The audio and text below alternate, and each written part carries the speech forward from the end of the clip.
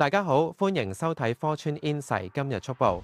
開始之前，記得先點讚、訂閱同埋撳埋小鈴鐺。今日會為大家報導3宗消息，分別係6月份地產代理人數創16個月新高，夏季流感聯同新冠病毒夾擊老幼高危，同埋海關喺世界盃期間破獲過億元冒牌貨，拘捕多名未成年人士。第一單猛料。我哋首先同大家睇睇香港樓市嘅最新情況，特別係地產代理呢個行業嘅最新數據。大家都知道，地產代理嘅人數同埋活躍程度，往往都係反映樓市氣氛最直接、最前線嘅重要指標。根據地產代理監管局，即係大家平時簡稱嘅地監局，最新公布嘅統計數據顯示，截至今年6月底，全香港持有地產代理牌照嘅總人數一共錄得38,152人。呢個數字對比翻上個月，即係5月份嘅38,057人，按月係輕微增加咗95人。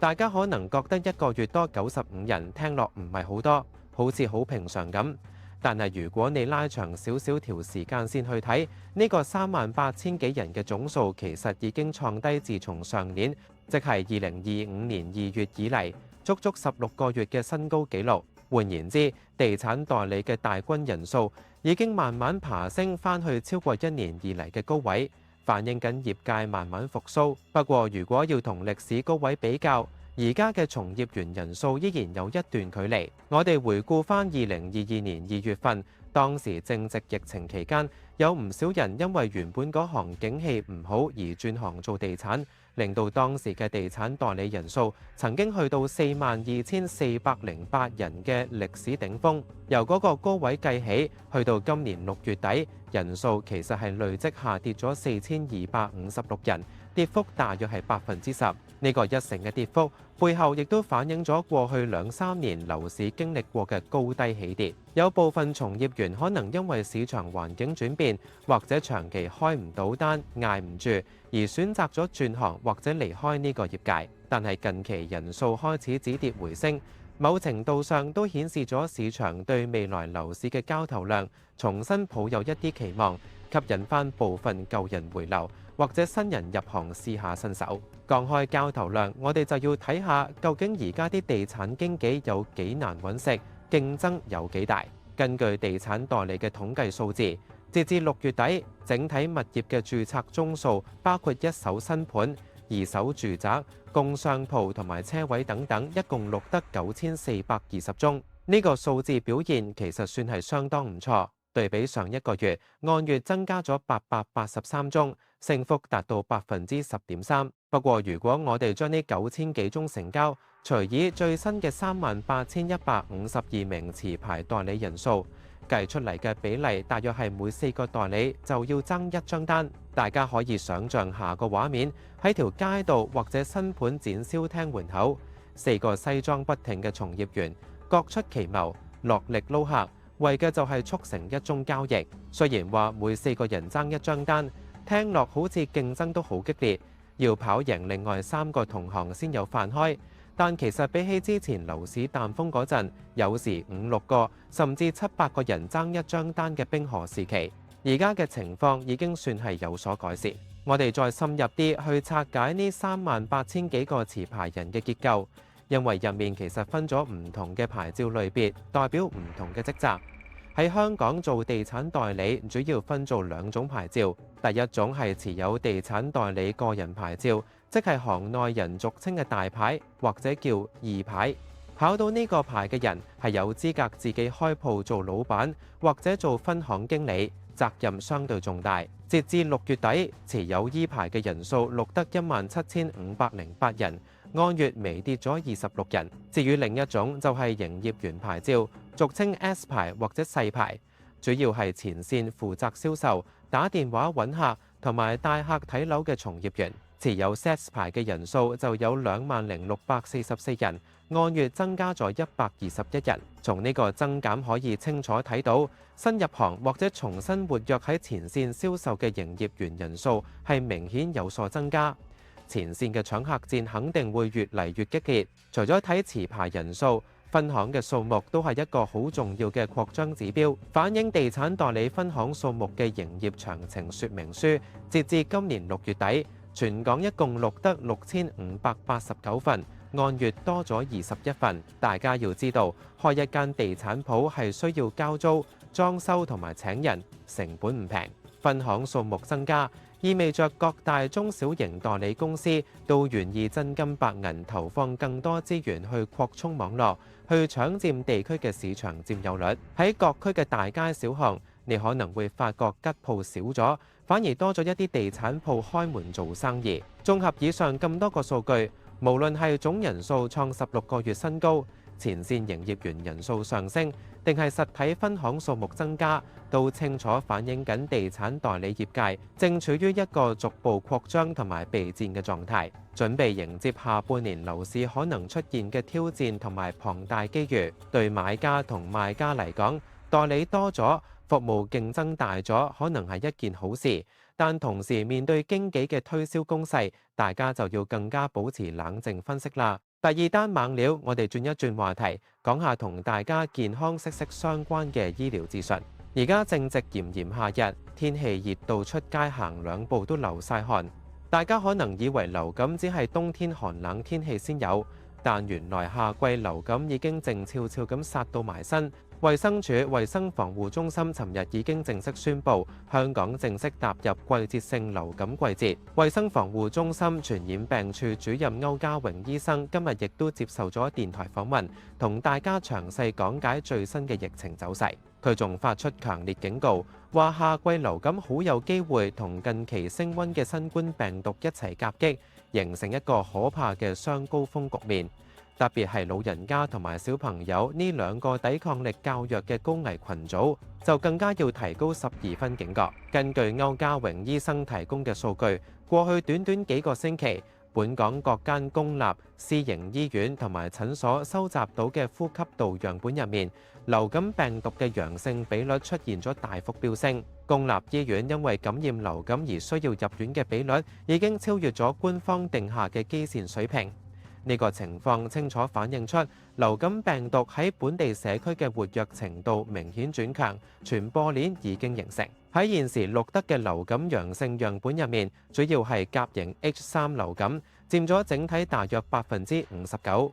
排第二嘅係甲型 H1 流感，佔23%，而乙型流感就佔18%。歐醫生解釋 ，H3 病毒喺本港一直都比較常見。過往嘅流感季節入面，差唔多有一半時間都係由 H3 病毒做主導，今次亦都唔例外。雖然以往曾經試過喺流感季嘅中期或者尾段，突然轉由另一種病毒主導，例如2024年嘅冬季流感季就試過由 H1 突然轉為 H3，搞到疫情由1月份一直拖長到6月份先完。但一般情況下，通常都只會由一種主要病毒帶頭。不過今次歐醫生特別提醒，無論係 H1 定係 H3，對一老一幼嘅威脅都係特別大。其中 H3 病毒對65歲以上嘅長者影響最深，佢哋染病同埋出現併發症、重症嘅風險特別高。而5歲以下嘅幼童同樣屬於高危群組，家長絕對唔可以掉以輕心。見到小朋友發高燒或者特別疲倦，就一定要即刻睇醫生。睇返近期嚴重個案嘅數字，真係令人有啲擔心。本地流感嚴重個案喺短期內錄得好急劇嘅升幅。成人嚴重個案方面，由今年5月份平均每個星期8.6宗，急劇增加到上個星期嘅23宗，升幅差唔多2倍。喺呢啲需要入深切治療部，甚至有生命危險嘅嚴重個案入面，高達70%患者都係65歲或者以上嘅長者。而且最令人遺憾嘅係，當中有60%個案係完全冇接種過流感疫苗。兒童方面嘅情況都唔容樂觀，但係今個星期暫時已經錄得2宗兒童嚴重個案，分別係感染 H1 同埋 H3 流感，其中一個小朋友本身仲有長期病患。計埋呢2單，今年以嚟已經累計錄得10宗兒童嚴重個案。歐醫生強調，疫苗打咗入身體之後，產生嘅免疫力一般喺6至9個月之後就會慢慢下降。而今個星期嗰2宗嚴重個案嘅小朋友，正正就係上年10月份打針，隔咗大半年，抵抗力已經弱咗好多，所以先至會中招，變得咁嚴重。除咗屋企、學校同埋院舍都係非常高危嘅爆發熱點。近期錄得嘅流感爆發個案入面，有高達70%係發生喺學校，而喺呢啲學校爆發個案入面，又有70%係小學。大家諗下，小學生聚埋一齊玩，好難時刻保持衛生，一有同學仔病咗，就好容易惹晒全班。雖然現階段好難精準咁預測個高峰期幾時會完，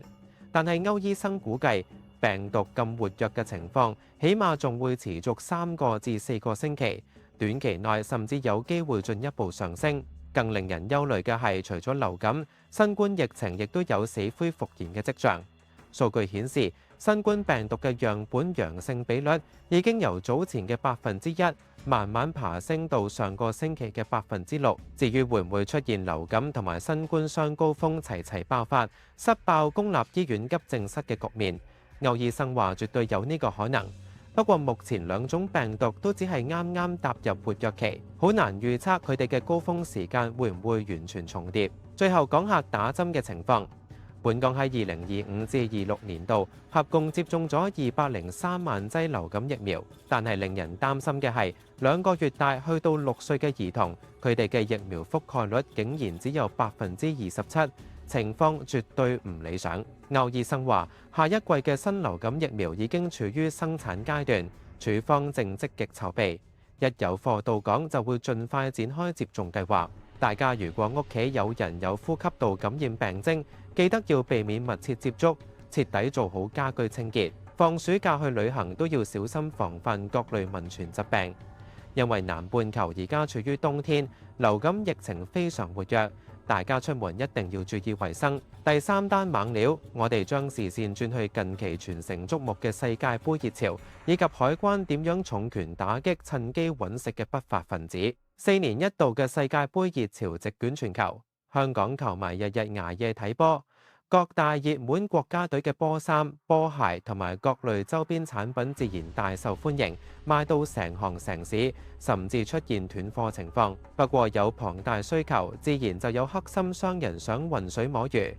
大量質素參差嘅冒牌貨趁住呢個黃金機會流入市場。香港海關近月就針對呢啲侵權活動展開咗一個大型反侵權行動，代號叫做降援，誓要將呢啲假貨拒諸門外。由5月26日開始去到尋日，即係7月2日，海關已經成功偵破咗38宗案件，檢獲嘅懷疑冒牌物品數量高達23萬件，當中絕大部分都係世界盃熱門參賽隊伍嘅球衣、波鞋同埋足球等等。呢批貨品嘅估計市值竟然高達1億5600萬港元，數量同埋金額都極之驚人。為咗令大家對呢個數字有更具體嘅概念，我哋可以對比翻上一屆，即係2022年卡塔爾世界盃嗰陣嘅情況。當時海關喺成個賽事期間，總共偵破咗20宗案件，檢獲大約10萬件冒牌球衣，市值大約5000萬。今屆無論係破案宗數、檢獲貨品數量，定係貨值，都比上屆大幅飆升超過1倍，甚至2倍幾。海關版權及商標科技罪案調查組指揮官吳家俊就解釋，破獲案件數字同規模雙雙上升，正正反映咗海關加強打擊冒牌物品嘅力度同成效，絕不手軟。不過今次行動最令人震驚同惋惜嘅，並唔係啲假貨有幾多或者有幾值錢，而係被捕人士嘅年齡分佈。行動入面總共有9個人被捕，其中有8個人都係涉嫌透過網上購物平台售賣冒牌球衣。呢9個被捕人嘅年齡介乎15至30歲，令人心痛嘅係，當中竟然有4個人係18歲或者以下嘅未成年青少年，佔咗總被捕人數接近一半。對比翻上一屆世界盃，當時涉及網上賣冒牌波衫被捕嘅得1個人，仲要係一個52歲嘅中年男子。今次咁多後生仔甚至未成年嘅中學生捲入法網，吳指揮官坦言，呢個情況反映出青少年參與網上侵權活動嘅趨勢，已經去到一個需要整個社會同教育界高度正視嘅地步。到底點解咁多後生仔會行差踏錯呢？吳指揮官分析，最主要嘅原因離不開想揾快錢。呢班年輕人多數會喺一啲來歷不明嘅網站或者商戶度買入平價嘅冒牌產品，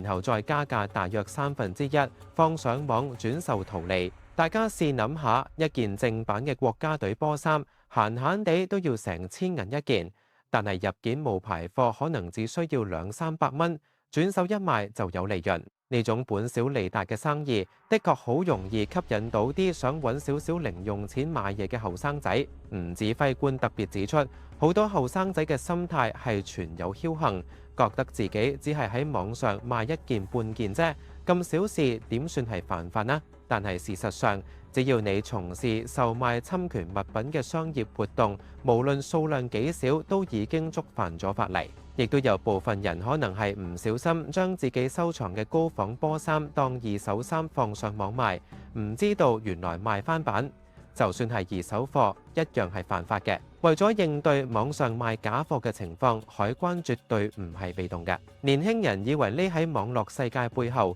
用個假名開個網店就可以神不知鬼不覺。其實海關一早已經設立咗一套大數據分析系統，會全天候24小時喺各大網上平台巡查。一發現有可疑帳號，海關就會主動出擊，同各大網購平台交流情報。其實喺今年2月同埋4月，海關已經先後同京東以及天貓兩家大型跨境電商簽署咗合作備忘錄。一旦發現有賣假貨嘅可疑帳號，就會即刻要求平台將侵權物品下架，切斷佢哋嘅銷路。最後，吳指揮官都教下大家點樣簡單分辨真假波衫。最直接就係睇見波衫上面嘅隊徽。冒牌波衫嘅隊徽印刷通常都會比較模糊，尤其係喺光線充足嘅地方睇，瑕疵就更加無所遁形。相反，正版波衫嘅做工會非常圓滑同埋精細，走線齊整，缺口亦都會少好多。海關呼籲各位家長要多啲留意仔女嘅上網同埋財政情況，灌輸正確嘅價值觀。稍後亦會走入學校進行外展活動，講解版權嘅重要性。大家千祈要記住，為咗賺一時嘅快錢，賣一件假貨，足以換來一生嘅案底，對將來求學、出國、升學甚至揾工都會造成冇辦法挽回嘅影響，真係得不償失。多謝收睇《Fortune Insight》今日速報。唔知大家對於以上幾宗新聞又有啲咩睇法呢？歡迎喺留言區分享你嘅意見。如果大家面對港股同美股而家咁難搞嘅市況，覺得有啲不知所措，想學多啲嘢，又想參考各大股票名家嘅即時操盤心得，可以考慮訂閱 Fortune Insight Prime。另外，你亦都可以直接聯絡90後投資經理亞賢幫手做資產管理，喺下面資訊欄填一填，將 Google Form 就得。喺香港生存，一定要知多啲金融黑幕、內幕爆料同埋經濟投資專業知識。現金流有壓力，有個方法教你零成本賺銀行錢，仲可以套現到170萬。利用信用卡免息分期賺積分，再賺埋高達10萬蚊利息。請即刻訂閱渾水財經 Channel Patreon， 資訊欄都有訂閱連結。希望可以喺呢啲產品入面見到大家。再見。